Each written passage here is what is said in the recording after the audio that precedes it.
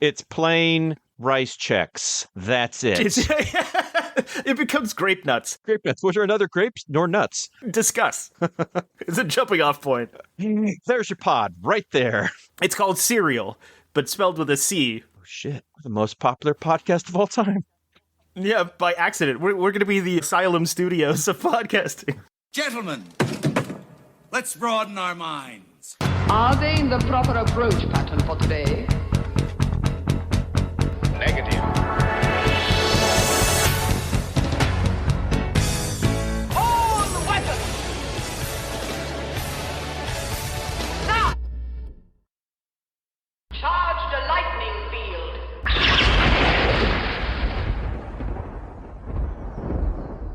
Welcome back to Dispatch Ajax, the podcast that is the reason that Jeff Bridges keeps a spare data disk in his trunk. Yes. Today I'm sorry, I'm Skip. Yes. Yes. You have to do an and if you're going to yes and. That's an integral part of the process. No. Well, anyway, he's Jake. Yes.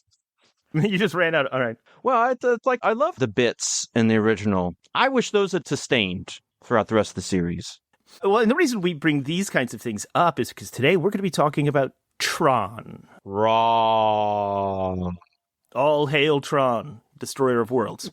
Penis is bad. Tron is good.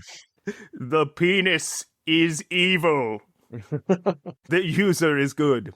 Since Tron Ares just came out, we decided we were going to tackle not just the history of the franchise of Tron, and not just do a review of Tron Ares, but also bandy about the ideas, concepts, legacy, and no pun intended, and weirdness of Tron and why it's somehow still relevant to some people, I guess. If it is. If that is the case. And the box office numbers on Tron Ares would say otherwise. However, it's hard to know what that means anymore because everything is also simultaneously streaming, so who the fuck knows? It's true, but if we go by history, Tron Legacy, Tron Ares, none of them did well at the box office. That is true. Well, they all did okay. None of them did well, but none of them bombed, technically. So the original Tron was disappointing because it was supposed to save the company's, new endeavors into live action, but it also didn't lose that much money. It actually did okay. It actually made some money, just not what they thought it was going to do. Same thing with Legacy. And just like with the first Tron Legacy, I think more people have seen it in hindsight than did at the time. I think it's gained more popularity and put more eyes on screens as time has gone on. Well, but I think you could say that for most films. Okay, because let me rephrase that. Okay. Yeah, it's more popular now, I think. I think people look back on both of them a little more fondly than they did at their release or right after their release. Okay. There are people that went back and they have a love for Tron Legacy, which I didn't love at the time. Now I kind of appreciate it in a different way, but, it still got the Tron problem. I went back and watched all of the Tron films along with the new Tron Ares. I have found that I like them less than I did. As time has gone on? Yes. I find them to be far worse products as feature films than I recalled, but we can get into the specifics. And we will, and that's going to be part of our premise, I think, as we go along here. To start off, we'll just kind of catch everybody up on. Let's get digitized, Jake. No. You might have a spare data disk to plug in here. So this is a 1982 film from Disney, and it was directed by Steven Lisberger. It was actually his creative vision. Reportedly, he just wanted to see a video game character on screen. Apparently, he was enamored when Pong came out. This is how fast this technology has come along. We were mesmerized by Pong. It was a different time. People nowadays, you got to think about how far we've come. In a short period of time. Yeah. I always think of this. The oldest person governing you in Congress, they were still around when people were plugging in switchboards to connect you over the telephone lines. They had crank-operated record players. They were of a time the TV didn't exist.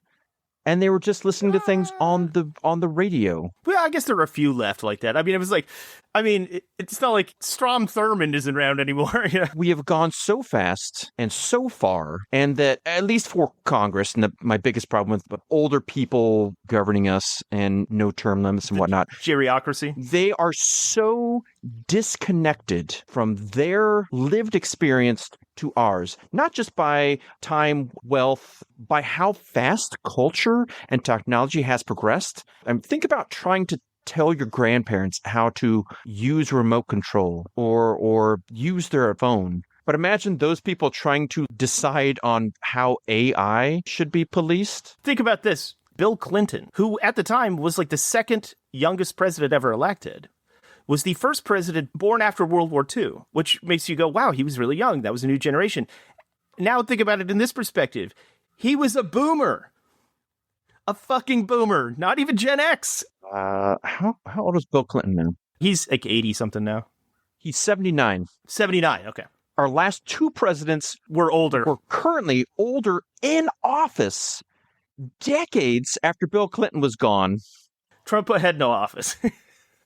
He had an office in a skyrise somewhere that he, I'm sure, was defaulting mortgage payments on. But you know what I'm saying, like they were in power. All this stuff, it's coming along so quickly. Guys like Lisberger were so enamored with something like Pong that he wanted to tap into this emerging technology and this emerging new culture. And so he decided that was the future. And it was the future of movie storytelling as well. And so he was going to do whatever he could to bring American cinema into the future.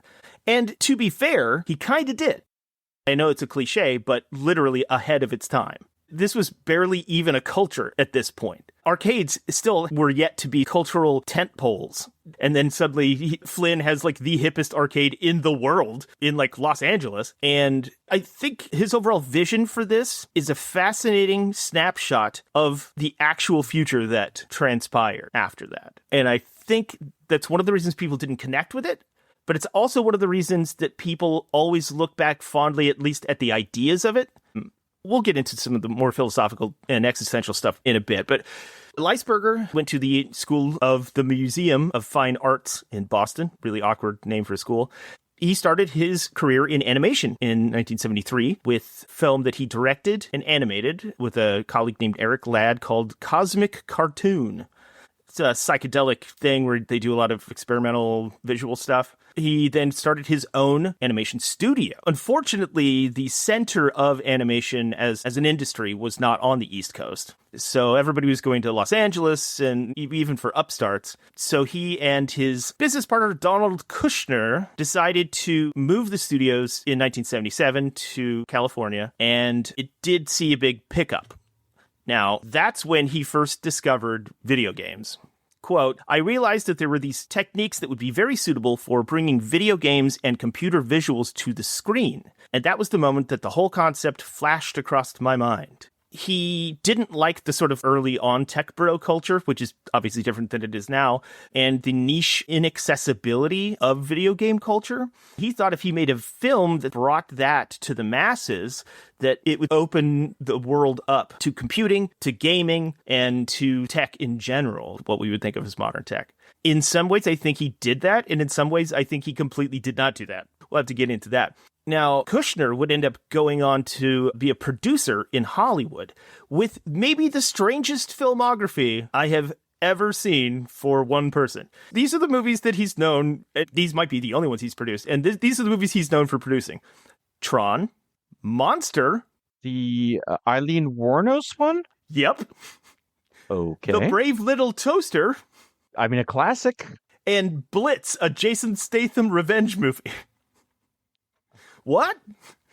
You know what? I applaud him for not being pigeonholed, kind of galaxy braining this and like just, spraying it all over the field. Diversifying his portfolio, as it were.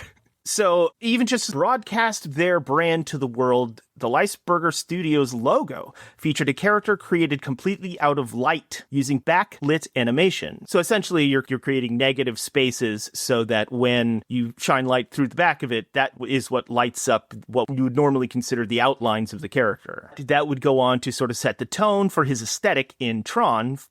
You had something to say about how he named Tron, didn't you? If people are stupid, it comes from the word electronic, but there is more of a story to that. It does. So, at least from what I had read from Lisberger himself, is that in the late 70s, they're working with the Olympics, his studio was, and they were going to do something called Animal Olympics, which I guess are animals doing gladiatorial games or whatnot. Oh, good. Then he said he saw Pong, and to use a bad pun, wanted to connect the dots. And so they're working on neon logos for Animal Olympics, and he thought that they should create the character in neon, and that character they just called Tron.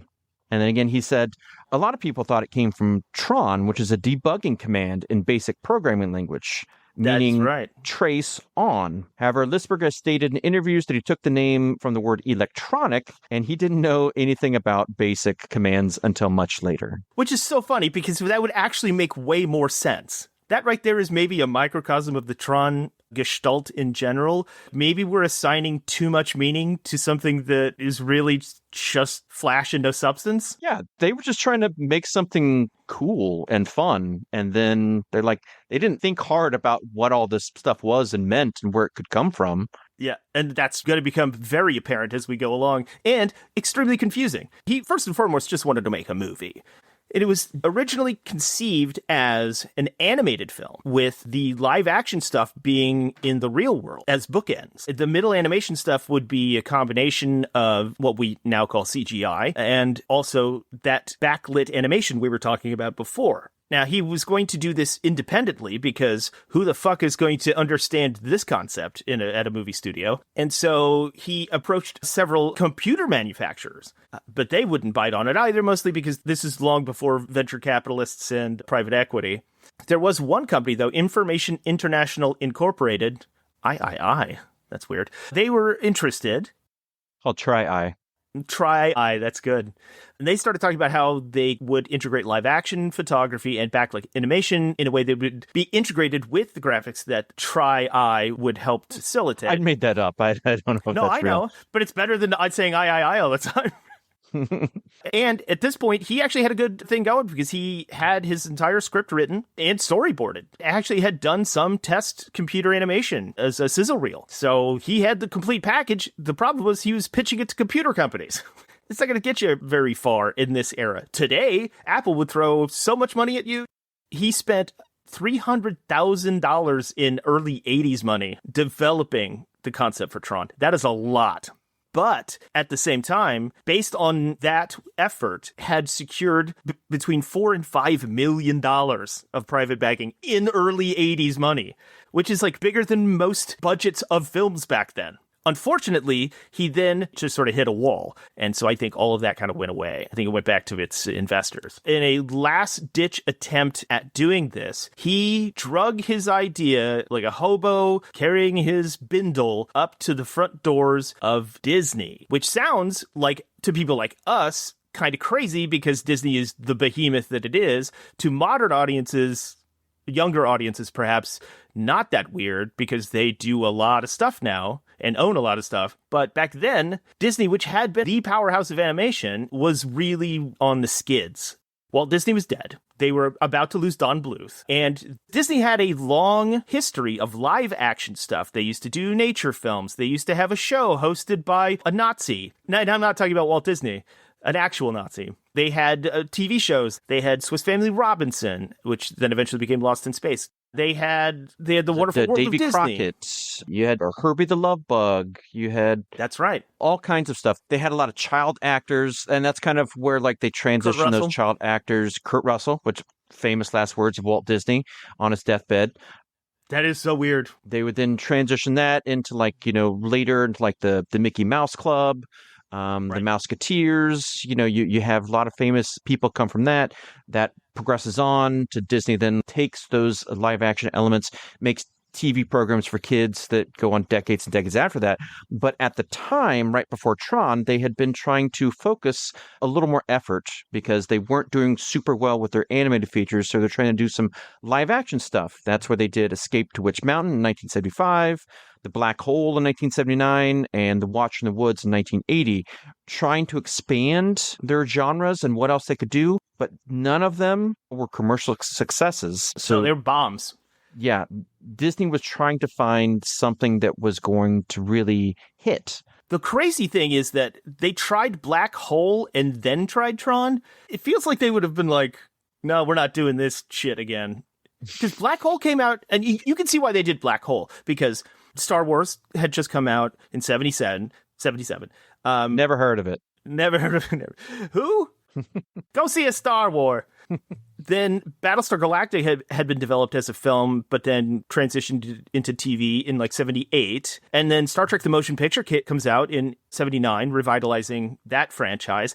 So to compete, because, you know, the NFL is a copycat league, Disney comes out with The Black Hole to compete with the success of Star Wars. It is a complete disaster, The Black Hole. And so you would think their first real foray into the sci-fi genre, or at least sci-fi adjacent genre, would have like turned them away from another big swing like Tron, because that was a big swing. But they needed to do something to up the game, so they hired a guy named Tom Wilhite, an ascending, executive within the Disney hierarchy. And he was the one that was enamored with the concept based on the reels that they had shown him, based on the sizzle reel and the storyboards and everything, and how professionally done the whole pitch was. It was one of those ones where a lot of times when you pitch something to a studio, you have an elevator pitch, and you might have even a test screen, but you don't normally have an entire script already completed and storyboards done and a sizzle reel. You have one of those things maybe, but he had all three. And so Wilhite bid on it. It took some convincing because, like we were talking before the show, the studio loved the idea, loved the script, loved the ambition, but only about half of the company was excited about it. You were talking about that earlier. Yeah. So there were some that were very opposed to the project at Disney because they didn't believe that artists should get involved with computers at the time. But there was a faction within the Disney higher-ups and executives that thought we need to look towards the future and really try to push the limits what we can do with this feature film. Now, at the time, they didn't have the tech to make it a real reality. Mm-hmm. Bill Croyer, who is the co-lead animator of the feature, he described it as jumping off a cliff and building your wings on the way down, which is how they made the film. They ended up drafting 4 main companies: Digital Effects, Robert Abel and Associates, Mathematics Applications Group Incorporated, or MAGI, and a little group called Triple-I that you might have heard of. Oh, Tri-I. I cubed. They got together in what they called symbiotic creativity. Croyer and Jerry Reese would do the storyboards for the whole movie and ended up doing all the animation. But they asked the guys at MAGI and Triple-I, and they said, what exactly can you do? What will it look like? What can be made? And you see what they were able to come up with. I feel like Triple-I is Triple H, the next generation. You know what I mean? He's the next iteration of Triple H. Alphabetically, at least. Oh, that's how we're going. That I guess that makes sense. It wouldn't be Quad H. That's too existential for right now. Let's move on with that. There's a quote from Lisberger. The whole idea of Flynn as a tech shaman, I mean, he's really archetypal. He journeys to the other dimension where he solves the problem because he has powers that most of the characters in that world don't have. I like that idea, and that's kind of something they would steal for The Matrix later, or Dark City, or various other things, but he doesn't really do that in this movie. The sequel? No, in the first movie, that's not... That's not what happens. I feel like that's something that, in retrospect, that's an idea that maybe they're applying, but not what was actually delivered for the film. What he's implying is that he intended him for him to be Neo, post-woke Neo, but he's not in either of those films. In the second one, he's kind of like a god figure. I mean, he's created all of the people, all of the city. He can essentially walk on water. Yeah, I mean, he can do some things, but he's been in hiding as basically a shunned monk. Yeah, he has access to the source code, but he doesn't really utilize it all that much. He does it to help out his kid and to help some of the underground rebellious stuff. But I mean, he could just turn on the lights at any point, and he doesn't. Exiled shaman instead of a god. But then they try and make him like a god when the plot requests it. Then it just doesn't really make a lot of sense, why he did what he did the whole time. I'll be honest, when you start trying to break down what makes sense within the Tron films, Oh boy, I know. You start treading on dangerous ground. Yeah, on deadly ground, which is dangerous because there's some fire down below. That'll mark you for death. You don't watch it. We got to remain above the law. The serious practical and logical issues with this entire concept, I think, is going to be the bulk of what we're going to be talking about pretty soon, but we're just laying down the groundwork. So before we do that, let's see. Lisberger was talking about the casting of Jeff Bridges. He started reaching out to see who would be interested. And a lot of them, because, you know, it's old Hollywood, sort of the death of old Hollywood. When they heard that it was about video games, they were like, fuck you, and then hung up on him. Because either they didn't think the video games were serious, they didn't think they were the future, they felt that it was childish. It's like a lot of actors felt, you know, when Donner Superman came out, even though they managed to somehow nail down a bunch of really famous actors. So when they actually started production, they managed to snag Jeff Bridges. He was a young guy, just kind of fresh on the scene. He was very much into the idea of this being the future of things, and he was enthusiastic. And so when they were trying to get people into the concept on set, when they were building the soundstage, they lined it with video games, with actual arcade cabinet. I guess an immersive thing, even if symbolic. But Jeff Bridges took to it like a fish to water and wouldn't stop playing them, to the extent where they would have to drag him away from Battlezone to actually show up to perform in scenes. And he liked Battlezone because it was essentially the template for the visuals of Tron. According to him, quote, all those lines and the grid and all that. And man, they'd have to tear me off this game. I'd say, I'm preparing for the scene. That's pretty good, actually. As he takes a hit off the bong and pumps some more quarters in. Yeah. Got those headphones on listening to bowling. And then Disney had agreed to finance a test reel outside of the sizzle reel that had already been created, because the flying disc thing was a big action element in the film. And so they financed the research I found was a flying disc champion, which I think a lot of college bros call themselves, but I don't know that that's really a distinction. I'm not exactly sure what that involves, because I don't think they're talking about discus. I think they're talking about frisbees. So they created this test rail to have a live action, I guess, frisbee expert throw around a couple of prototypes of the prop disc, which then get redesigned in Legacy. It was impressive enough that, you know what it was? It was essentially like the sizzle reel that Sam Raimi presented to Sony when he pitched Spider-Man. Have you ever seen that one? Yeah. Because they were like, Tobey Maguire, he looks like a wiener. And he's like, well, he's supposed to be a high school kid, and he's supposed to be a wiener. So Sam Raimi had Tobey Maguire, who at that point was ripped because he'd been working out for the role, do a scene where he fights off a bunch of muggers in an alley, but shirtless, so that Sony would understand what he was pitching. But Disney liked it so much, they were like, you're right, I love it. Rewrite it and re-storyboard it. It was going to be under the purview of Disney itself. Now, I think you could probably find the original script online. I haven't looked for it yet. You can find most unmade scripts online, but I am curious the difference. It's been greenlit. Disney likes it. They're filming the thing. It has cast pretty interesting number of players. You have obviously Jeff Bridges as Flynn, the main character. You have the evil corporate overlord in David Warner, a great character actor who had just come off of things like, I think this was before, Time and Time Again, where he plays Jack the Ripper, who travels through time, chased by H.G. Wells, played by Malcolm McDowell.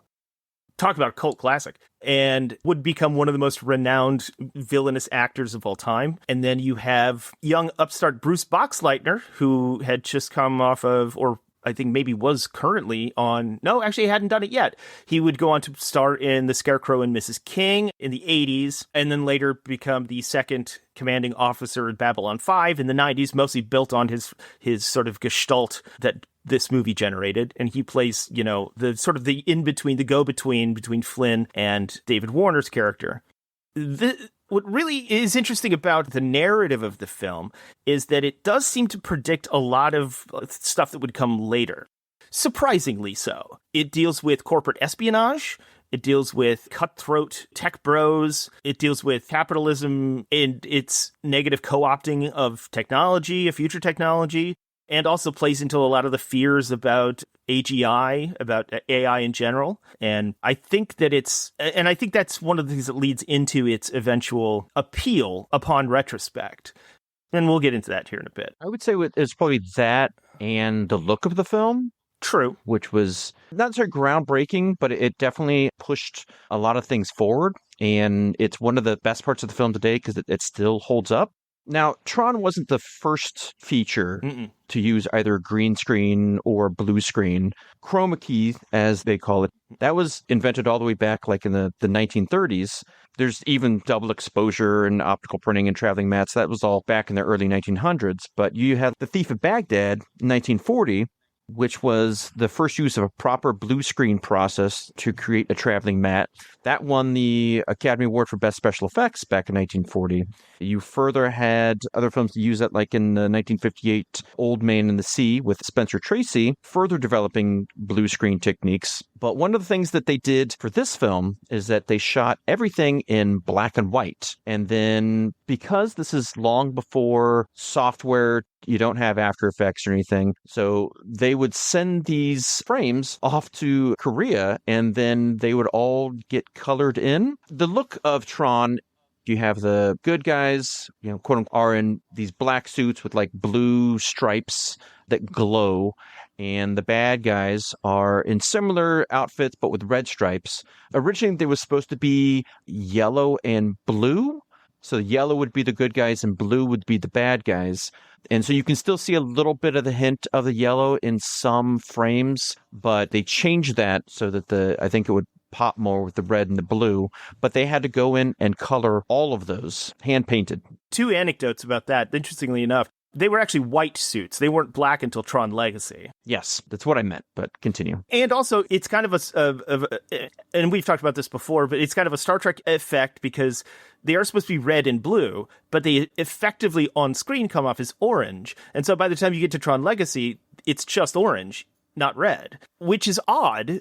But I mean, a product of technique, not an intentional choice. Along with the interesting look of the suits, they had actual computer-generated elements, something that the animators had pushed very hard against. They thought that it might be the death of the industry. Boy, were they prophetic in that. Right. Now, again, CGI had been used in films previously to different degrees. You had... Looker, is that one of them? I thought it was Q... Q, the winged serpent? No. There was some previous stuff. There was some in Andromeda Strain and Westworld, using CGI wireframe displays in the background, and then further pushed with Star Wars. But the biggest leap was in 1981 with Michael Crichton's Looker with the CGI Susan Day. That's what I thought. Yeah. Now, the actual first functional character, maybe the CGI came after this. I think it was in that Sherlock Holmes film that had... Are you talking about young Sherlock Holmes with the stained glass medieval the knight? Stained Glass Knight. Yeah, that was from 85. So still like 3 years from this. I think 20 minutes worth of CGI footage used for Tron, which is not a lot. No, but I mean, at the time, it was a lot. The state-of-the-art computer used for the film's key special effects had only 2 megabytes of memory and 330 megabytes of storage. But we're still able to produce, honestly, pretty cool graphics, especially for the time. If I had a memory card that had those stats, I'd throw it away. If you believe the stories, astronauts flew, to the moon with less computer power. Yeah.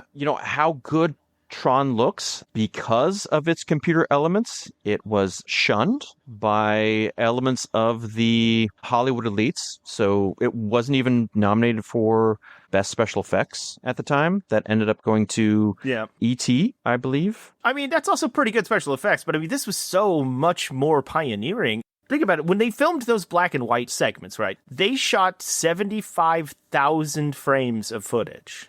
And each of those had to be hand-painted. The special effects work that went into this is so monumental that the fact that it wasn't even nominated is fucking crazy. Yeah, I think that same year, if I remember right, The Thing wasn't nominated for special effects either. But E.T. is? Are you kidding me? What the fuck? I'm trying to remember off the dome. I think that Blade Runner, E.T. Which is fair. And what was the other thing? Was it Wrath of Khan? It might have been Wrath of Khan, actually. Yeah, I think it was, actually. Which, I mean, did also use some on-screen CGI. Impressive stuff, too, actually. The whole, Genesis Project pitch thing's pretty good. They use a lot of vector graphics stuff. But, I mean, Come on, it's Tron. That doesn't really make a lot of sense. And, God love Blade Runner, but 90% of that movie is just painted mats. There's not a lot of stuff in there. Oh, no, I was wrong. So things that weren't nominated that year, The Thing, Conan the Barbarian, Star Trek II, Wrath of Khan, Tron, none of those were nominated. The three that were nominated were E.T., Blade Runner, and Poltergeist, with E.T. taking home the Oscar. Okay, well, Poltergeist I'll give you. That definitely should be up there. Yeah, people had to work around the clock on Tron to handle a reported 76,320 frames, each of which had multiple elements that required anywhere from 12 to 50 passes to generate a final shot. That's insanity. Which is one of the reasons it still looks the way it does, The hard work and the attention to detail, it pays off in the final shot. And I think that's one reason that look, along with the things it was prophetically speaking about, kind of stuck in the memory of viewers then for years to come. The reason this differs from, I don't know, like Connecticut Yankee and King Arthur's Court or something in that vein is that Flynn starts out as a big-wig computer programmer engineer for Encom, which is this big, international tech company. And he's gone from the company, opens up his own arcade because he thinks that's more interesting, and then tries to become an ethical hacker. Tries to hack into Encom's mainframe or whatever with a program called CLU or Clue. But the Master Control program, which is the AI running Encom behind the scenes, also played by David Warner, figures this out. And then he and the actual physical corporate evil villain, played by David Warner, collude to not only stop Flynn's hacking abilities, but also to just get rid of him. And to do so, they see that the video game that Flynn has created can be used, and this is where it starts to get real fast and loose with logic, as sort of like a place to silo off unwanted programs. And they decide actual living physical people. And so they start up the laser, they, quote, digitize him, which really seems, if you really think about it, kind of crazy because they take him apart atom by atom, like a transporter. He's no longer physical. And then he shows up as a digital version within, strangely, a sort of human-oriented physical user interface environment? Like the metaverse, kind of. It's always that question, is this the way his brain can interpret the digital world and landscape? Or is this how things actually are in this, again, metaversal digital landscape? Right. How literal is this? It's hard to tell. I mean, technically it doesn't really matter because you're off to have weird adventure in tech land. Yeah, I think some of the appeal of it is we want to figure that out because they so don't go out of their way to explain anything logically at all. No, it matters more after the fact as you pore over it and then as you build upon that world. But upon first viewing, you take it at face value. You just go along the ride. I know. If you think about it in that sense, it makes total sense that Disney would do that because think about all the animated stuff they do, the anthropomorphization of non-human characters. It was kind of, Disney's bread and butter throughout its animated era, right? Anthropomorphization of, now they just apply it to a new concept. Now they don't understand what the concept is, computer programs, but that's what they've done. They've personified a new tech buzzword and given them agency. Yeah. Put them in an environment that we can understand as if it's the real world in which we interact. Right, because there are only two entities that do not have a fully human physical reality on the grid, right? There's the byte, which is like a cube that only speaks in, binary, so kind of yes and no, 1 and 0. And then Master Control, which is a big hologram, but in like a laser tube. He looks like the living laser. He does look, or like when the Emperor would talk to Darth Vader holographically, you put that on top of a laser beam. That's it. But they're the only two that are different. All the other programs appear to be human-like. Continue. Basically what happens is it becomes this gladiatorial dystopian environment inside the game he's created, which does beg the question, is this just the way he's perceiving reality? Because he invented Tron, the game. It comes from his imagination. So is this how whatever is happening to him is being manifested?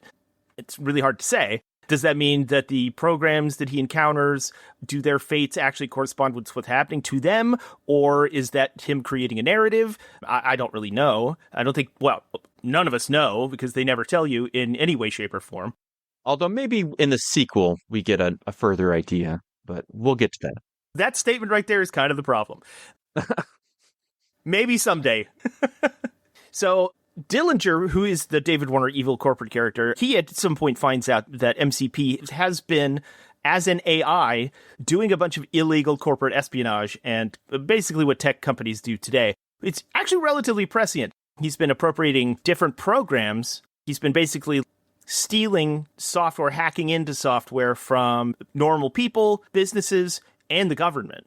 And he's doing so the way they frame it is that by gathering these programs together, whether it's privacy software or accounting software or whatever, by gathering these things together, he's basically creating a big portfolio that increases his ability to control the internet. He's essentially Google. Oh, no internet. Well, we're on DARPANet. Well, no, that one is important.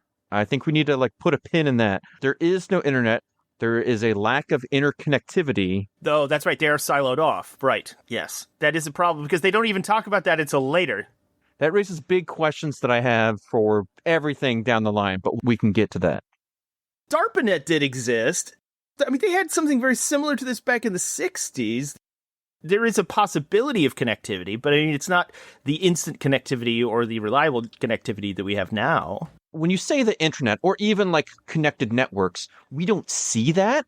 There is no interaction between this system and other systems. It all seems self-contained. Well, that begs the question then, how does he acquire or access, how does MCP access these other file systems? Well, I mean, at the time, they were plugging in floppy disks to store the information and utilize, perhaps they were physically maneuvered out. I think there's a lot of question how do we create these programs in the first place and what therein creates their identity and personalities and XYZ, kind of go down the line. But it is unknown how those other programs are attained. But we do not see them travel outside. There doesn't seem to be further grid interconnectedness within Tron, any version of Tron, really.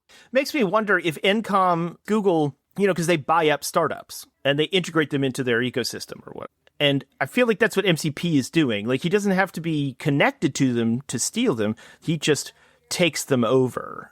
Like Google they did with YouTube, or they did with, any number of companies they've integrated into their corporate hierarchy. Yeah, but that's the most sense I can make out of it. I know, but that's the actual interconnectedness of the internet. That's a game changer. I try to utilize that metaphor within this rationalization of the story and what's happening. But in war games, he was able to do that. He was able to connect to the DARPANet, the Defense Department original prototype for the internet. So why couldn't MCP do that? It was around the same time. It was just a couple years after this. That technology existed. I'm not saying that it didn't. I'm saying that we don't see that.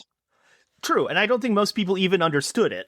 No, and what is displayed in this version and in the other two versions of this world, in the subsequent sequels, there isn't a wide-ranging, far-flung, interconnected world.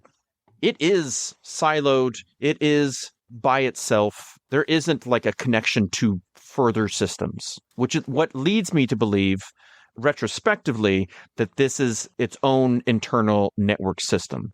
There is yet to be a series of tubes. Is what you're saying. Tubes do not seem to be present. There is water, but no tubes. You mean data streams? I mean data streams that don't serve like data streams in the following sequels. No, not at all. Oh, they're actually energy taps. If we get into how things work, do you remember in this, does Flynn get hurt? Does he have blood? I don't remember. Yeah, and that's how they find out he's a user, right? Well, that's how they do it in the other two films. Oh, you're right. I know he's weak, and that's how they introduce him to the power tap or whatever, the stream they drink out of. Mm-hmm. It's a lot of trying to explain technology through metaphor that audiences would understand without context that doesn't at all explain the stuff that they're talking about. Doesn't make any sense. But it has its own internal logic in this first film. Yeah, it does. He was digitized into a program version of a user, of a human being interacting with these human-like programs. In the subsequent sequels, that is not what happens. And they do give a little bit of a reason, but we'll get to that. So essentially what MCP is doing, it is like we said, it's consolidating its power base by collecting these quote-unquote programs from other systems around the world in other sectors of society. And then to cull the weaker of them, basically pits them into gladiatorial combat in Flynn's interpretation of this reality, where they have to literally fight each other with data discs. Which were actual frisbees.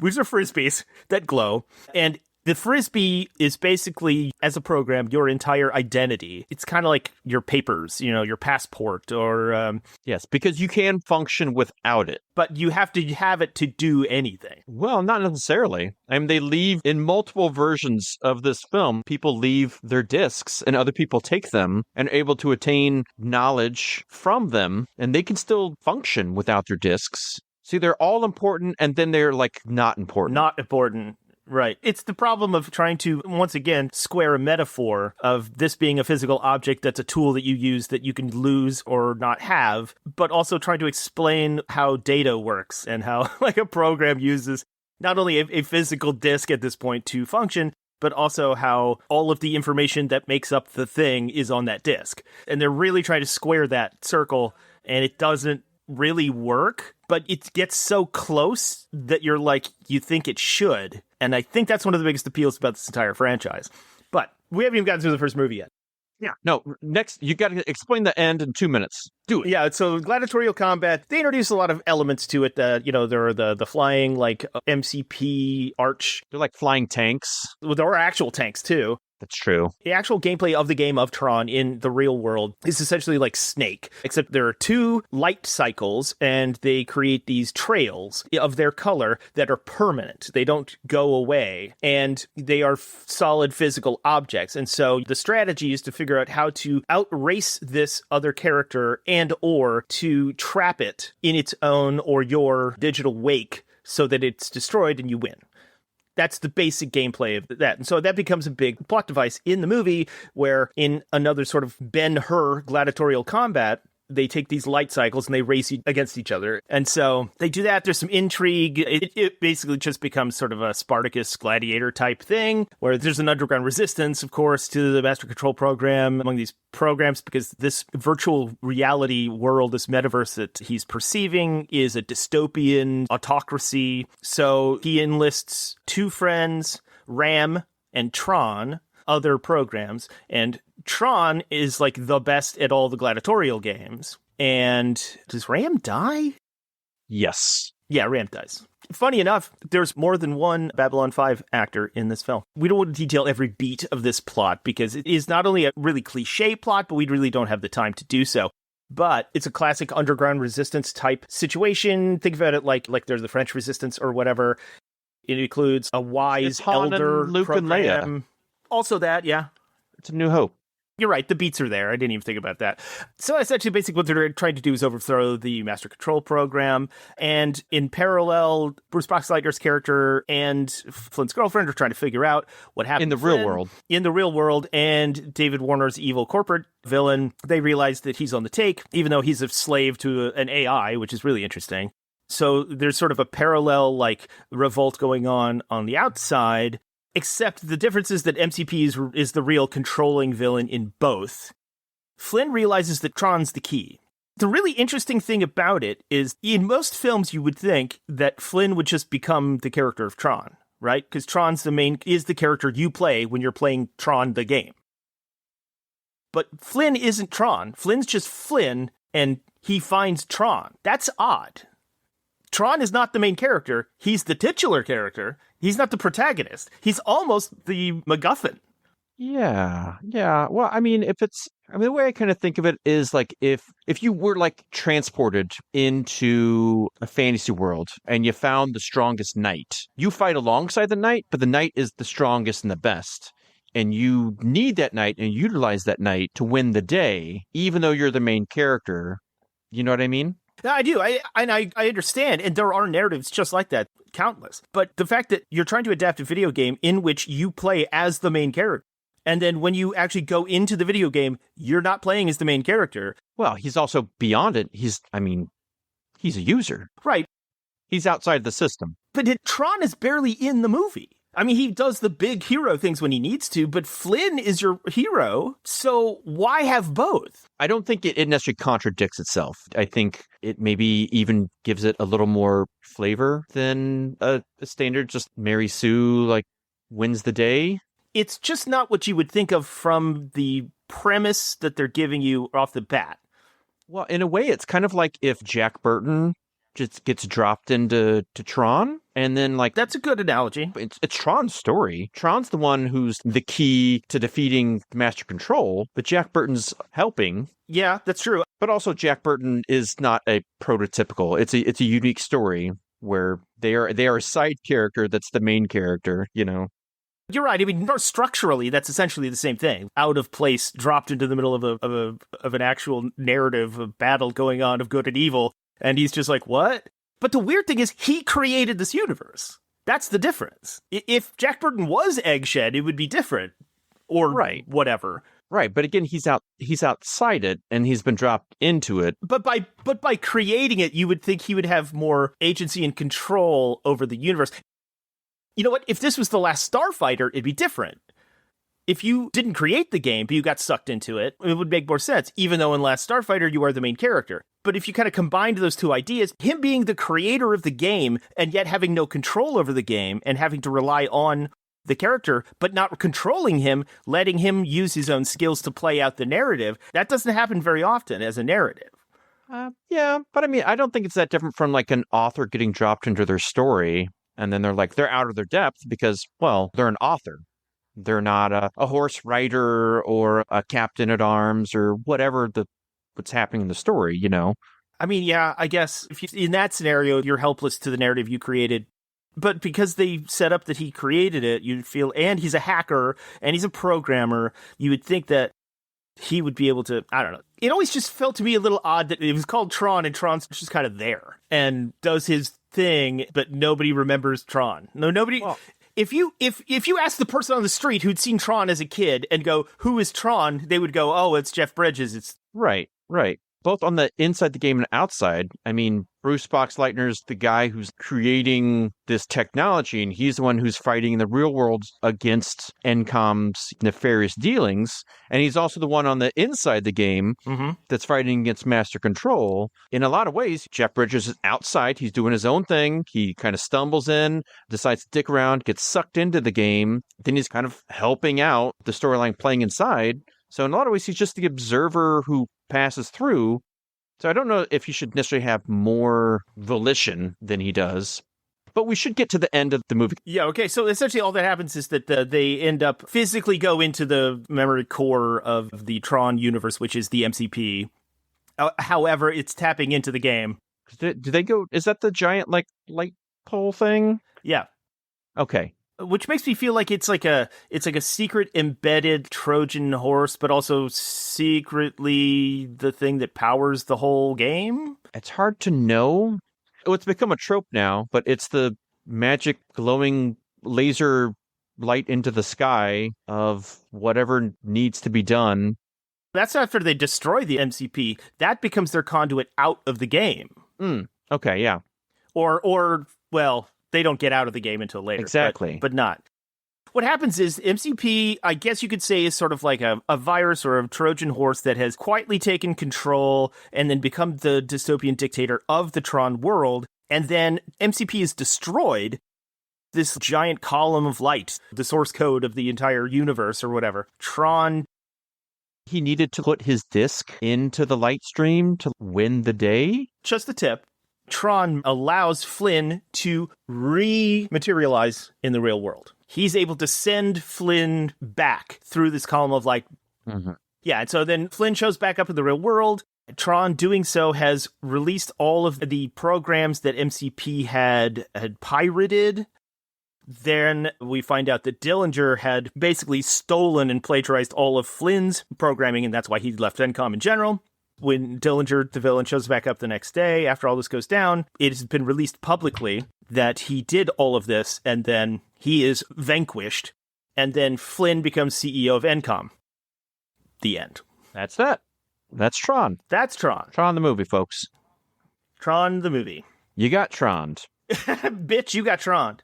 Which didn't happen to a ton of people in 1982. Again, Tron did okay, but not great. In fact, it did poorly enough that it kind of scuppered a lot of live-action programming for years to come from Disney. A lot of articles are like, well, that ended all of that for Disney. And I'm like, I saw Flight of the Navigator. What the fuck are you talking about? What are you talking about? They still did shit all throughout the 80s. That's not true. I think they were still doing things, but I think the focus got pulled back even further. Oh, yeah. Because they focused more on animation.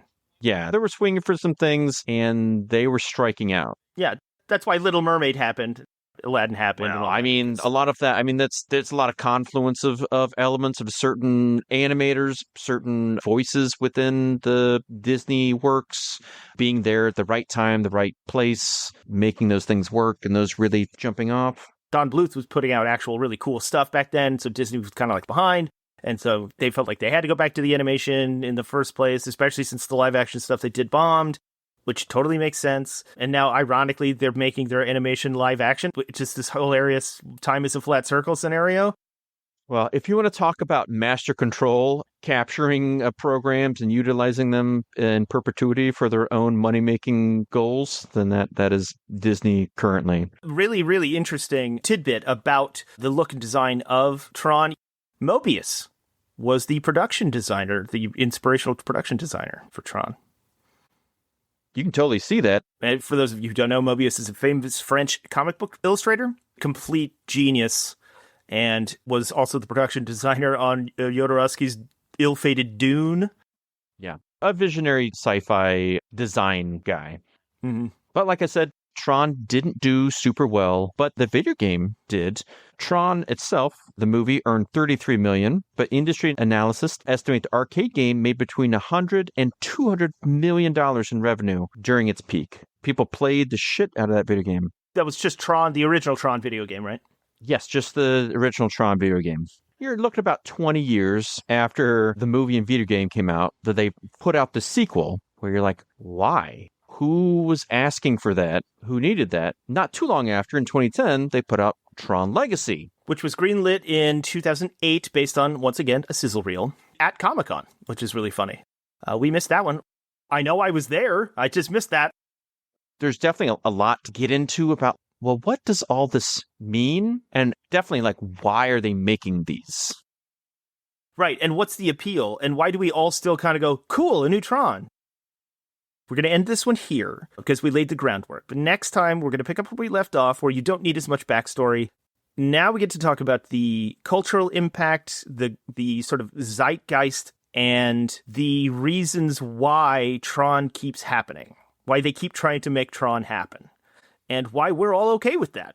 Or are we? I am. I want a good Tron movie. Like the Final Destination franchise. First one was an interesting idea, and they kept making sequels that were all bad to badder. Reddit's going to kill you on this one, man. Until the last one, which is the best film of all of them. It would have made a great X-Files episode. I think it has more legs than just an X-Files episode. I think there's some fun things that they do and but overall, there isn't much meat on the bone. Now, I understand a bit with that. There is sequelitis that goes through horror franchises. They're easy and cheap to make, and you can just kind of pump them out. Give new kills, give new chills. It's great. Kids eat it up. But when the last one came out, you're like, we didn't need one of these, but maybe we did? Maybe all we were waiting for was something great to come along? Mm-hmm. There are things that are really good that deteriorate over time. A Star Wars. Star Wars is fantastic. Subsequent prequels and sequels have been various levels of disappointing. Those are for complicated reasons. In grand scheme of things, for a lot of people, it kind of whittled away their desire to see more Star Wars. True. To where they got to a point, I liked my old stuff, but I didn't really like the new stuff. I would check it out, but I wasn't invested. I didn't care. But then Yeah. Mandalorian and Andor came out, and I'm like, okay, it's not Star Wars itself that I have a problem with. It's poor scripts, it's poor acting, it's poor stories. It's bad Star Wars that was turning me off. Star Wars can still be good. Yep. But the thing about Tron is, Tron was never good. So why is it that why do we keep wanting more Tron? And do we want more Tron? It was really just vibe. We want the vibes of Tron to be good. That's what we're feeding off of, the ideas.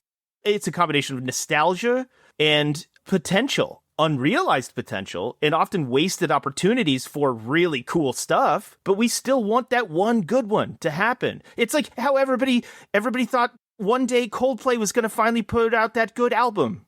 Uh-huh. And it never happened. Yeah, I can see that.